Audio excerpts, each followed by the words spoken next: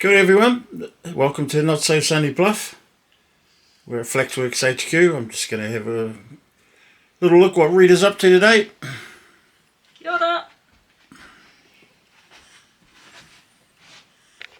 What are you doing, baby? I'm making a little border, or trying to anyway, out of harakeke this time. Right, so, kia ora everybody. I have been making, you notice, these paper bags, and as part of my class that I'm taking at the moment, so I'm taking a class actually, how to become an instructor for this. I had to make a border to, well in this case it got glued on to the bag, right? And yes, this is paper, it might not sound it, but it is paper. And so this was I think 4 meters long, this particular paper strip that I used. And then I thought it might look actually really nice with harakeke and as a border on a kite or on a portai or whatever. And then I've had a bit of a play around with this and realized that harakeke is way too short actually, and I needed to add on. So I made these sort of lengths, and they're really cool. If you imagine, I haven't got one at the moment, but imagine this on a portai, sort of where the, you know, like where the brim adds to the body of the portai, for example, and that looks rather nice. Or, as case in point, this is just one of those little pono, right?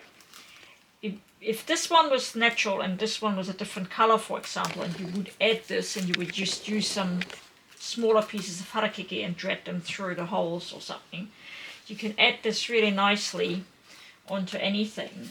And it's so easy to do. Even children on a rainy day in the school holidays can do this. And I'll show you how very quickly. Hopefully very quickly and very easy. So with the paper, you do it in the middle. You have it in the middle, so you have the lengths going all the way. Now with harakeke, because we have to add on, I do it slightly off center. And this one is only about 80 centimeters, not quite a meter. So the longer the better, the less you have to add on, especially if you want to make a longer one like this. But just for demonstration purposes, so off center slightly. So you have a little bit of a longer and a little bit of shorter end. And then hold it like so. And you put the right side over the left side.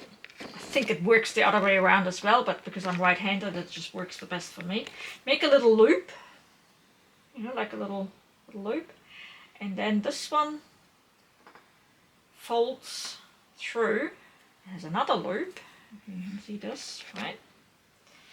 And then that one is now looped around. It's really easy. I just don't know how to explain it any other way. And then you just pull this and make essentially a little knot. Right? Like so.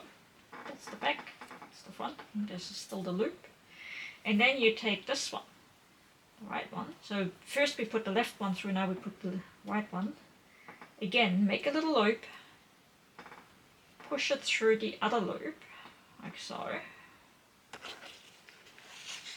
And then pull that one. Tight. There you go. Same. So you're always left, right, left, right, left, right, same strip. That one through the hole, like a bunny ear, like, you know, like when children learn how to tie their shoelaces, that kind of thing. Right. Hold that. Right one. Pull. Harakeke is a bit tricky sometimes, right? Through, tight, and so on and so forth.